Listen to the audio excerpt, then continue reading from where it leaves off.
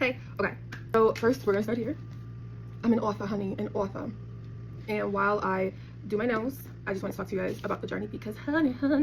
So I think I want to do like a little mini series about like what all went into me publishing my book, me doing it by myself, and all the formats and everything. I probably should have put on my lapel mic, but honestly, truly, I don't know where it is. So I wanted to talk about all of those things because, whew, as proud as I am, did I say that right? As proud as I am? Yeah, as proud as I am, this was a lot, and I was like 5 seconds away from removing my book from being on sale because I found things that just like stressed me to no end as a person who usually like strives for perfection. And I'm having to learn in this journey to let go of the idea of perfection, but it has been very different for me, to say the least. So with all the things that came with publishing my book, I obviously wrote the book by myself, a human, no, that AI should. I did all of my editing, I did all of my audio, I am doing all of my marketing for my book, I am learning how to draw character art. I have never been able to draw even a stick figure, honey, but I am drawing my character art. Just like everything is all me, and soon I'll do a video about like why I chose to do every part of this by myself.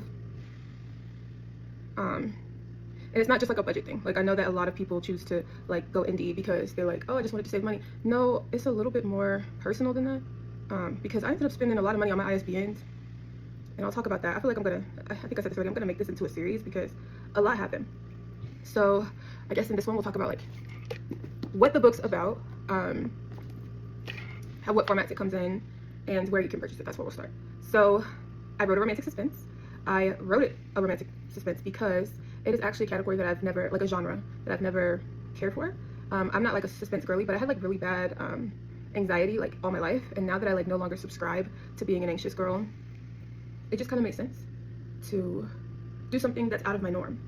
So it is very different to write for yourself versus writing for public consumption, and I knew immediately upon coming up with this idea back in March that I was going to put this one out. I was working on 6 different books, and I just decided that I wanted to start a new one. I woke up one morning and was like, okay, I want to write a murder mystery, and I want it to be very Black, and I want it to be where the victim survived. And so I woke up with that thought in mind. Oh, and the original thought for it was, I'm gonna write this for a TV series, but I didn't know how to shop it as a series. So like 10 minutes later, it was like, I'm just gonna write it as a book. And so that's what I did. It follows a woman who went home for a reunion of sorts, and she's, you know, linking up with everybody from her past, and they have this kickoff party. The story starts at the kickoff, well, the morning after the incident. And so at the kickoff party, somebody tried to end the female main character's life, and so the story starts where she wakes up. She wakes up, she doesn't have like any recollection of what happened the night before. All she knows is she's by herself. She was with the people she was with. Like she's reconnecting with her high school sweetheart. They've been low-key reconnecting for like a year, and this is their first time seeing each other in person. Her sister lives with her out of town. They live in Florida, and her sister's man is there. So you get to know her relationships with the 3 of them. And she went to the party, like, you know, with them, and she woke up alone. So she's like confused, like what the hell happened? She doesn't know. She doesn't like suspect that any of them harmed her or anything at first, but she's like, how am I by myself? So she has to navigate her feelings. She has to navigate her emotions. She has to figure out like if she trusts anybody for real, because she doesn't remember what happened. And so as she's going through, you know, dealing with the fact that she just woke up and just trying to get like into normal life, just go about her day or whatever, because she doesn't know what to do. Like she doesn't know, she doesn't even question if she should call the police and stuff. All she thinks about is like, dang, I gotta get out this place. I need to get home. I need to get showered, all of that stuff. And then she wants to, like, she'll figure it all out then. So she is going through the motions, and her memories start coming to her like in these little flashes of just like little things that happened, things that could have happened that she's not sure if these are real memories or if she's creating scenarios in her mind because she don't know what happened. So as she's going through all of this, she still has to deal with, she's reconnecting with this man that she once loved, might still love, she don't know. Her sister is being a little funny with her, and that's not normal behavior for them because they're really close. Like her sister moved to go live with her in Florida when she moved, and that's why they live there. And then the sister's boyfriend is the cousin of the man that she is reconnecting with. So like they're all super connected.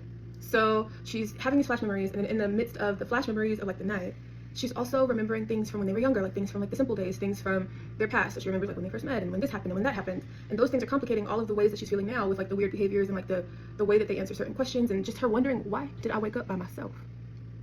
And so she's like, the little flash memories are making her think that everybody's lying to her. But then she's also like, but also, am I creating these thoughts in my mind or something? Like, what's happening? So as she's starting to like lose her trust in everyone, and she's more and more confused by the moment, and these memories are like making her feel like, yeah, this person would never do that to me, this person would never do that to me. But then their present day actions are like, the hell going on? Why would you do this to me? Like, I feel like you did this. Like, I'm vaguely remembering this now, so you did do this. And so it's just, things are getting more complicated. And so with all of their relationships being questioned, she's just kind of getting more and more uncomfortable. But remember, she woke up in this situation, so she still hasn't been able to deal with it, but she's having like these reactions to the way in which she died. Because in her mind she died, she don't care. Like, obviously she survived, so she didn't die, but in her mind she's like, I died. And she's just very hurt, very confused, and wanting to find the answer. But also, she just doesn't know if her purpose in survival was to figure out what happened and why, or if she should just let it go because she's alive and be grateful, and then just like move forward in love and just be who she's feeling she was meant to be. So that's like the premise of the book. You do find out who did it at the end. It is the first in a romance series. So with it being the first in the series and a psychological thriller, romantic suspense, the series itself is romance, but I made the first book the suspense because, again, I wanted a murder mystery. There are layers to the story as well. There are topics that are brought up that I felt were necessary just in general. They are back home. The reunion that they are home for is for their high school alumni committee, kind of put this thing together. And their courses that are necessary, that I think are necessary, just like in the climate of the world that we're in. So like things like sexism, ableism, like all of the isms, racism, all of that, and just like acceptance and human behavior and just how to be better people.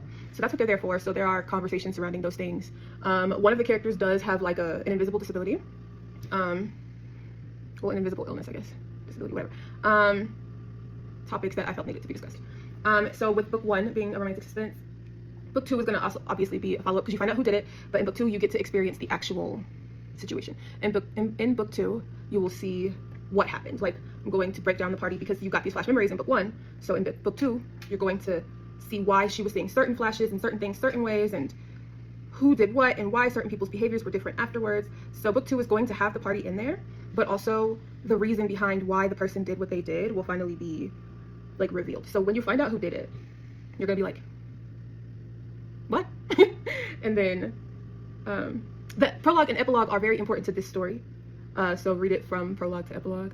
In the middle of the book, like I think it's almost exactly the middle, or it's like right after part 2, you will have a connector, like a midi log. Prologue, epilogue, what can I call the middle? Because obviously the body of the story is all the chapters, but you get like a middle. In writing this book, I did have just thoughts of where I wanted it to go. So as of now, I know for sure that I'm going to do 4 books and 2 novellas. I honestly think that I'm about to make it 5 books because I have another idea. And I just feel like I gave the characters so much. Like, there's so many places that the story can go. And so I'm very excited about it. I built my website from scratch in the middle of doing my audio because my audio was very hard for me. So the links are on my website. It is my name. It is ashleighwoodward.com. And then, you know, the website tab at the top, it says Author Ash. You can find my book in all formats there. The ebook is currently exclusive through Amazon because of Kindle Unlimited. I opted into Kindle Unlimited for a minimum of 90 days. My book came out on the 1st. Today's the 12th. And then I don't know if I'm going to keep it there. It just kind of depends on if it starts reaching people.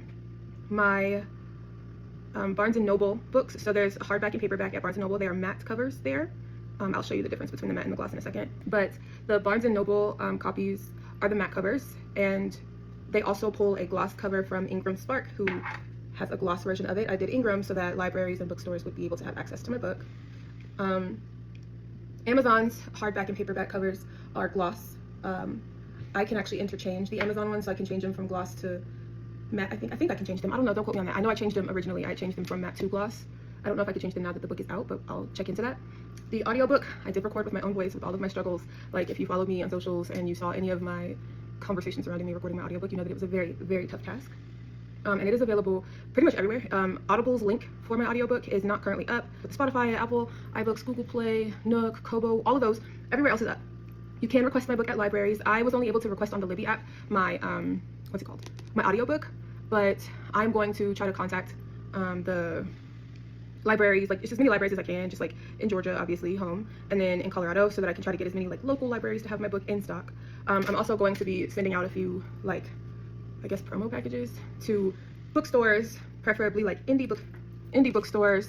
Black owned is like who I want to like gun for first, but I do have these little packages I'm creating to send off to people with all of my information. And again, I published through Ingram so that it would be easier for those independent bookstores and things to purchase my book in bulk or just purchase it through sites that they trust specifically.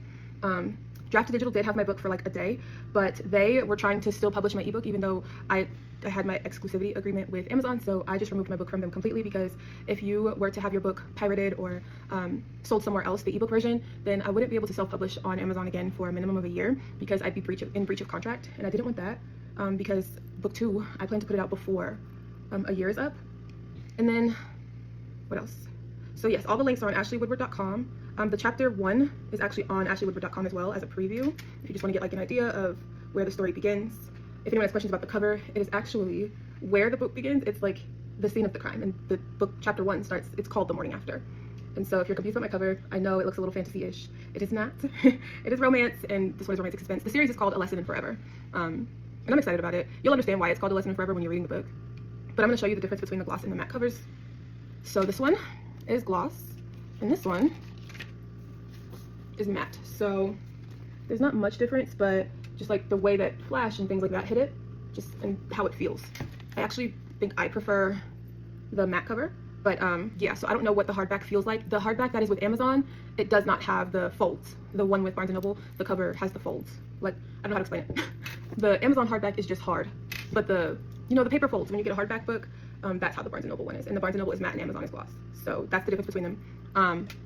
Amazon's print books, the cost for those, the hardback specifically, is insane, and just, it's not me. But this is just what my book is about, and just, yeah, I hope that you pick up my book and read it. I am going to make another video. I think the next one I'm going to start with like my, I'll do the distributor woes and stuff in a second. Actually, I think that's what I'm about to do, because there was a lot that went into that, and then maybe if I post these close together, people who look at my book and like don't want it can understand all the things that I went through and maybe want my book. So I'll talk about the audiobook, what I went through for that, what I went through putting these on the platforms, and why one of the Audible is not available. So come back for the next video. Thanks.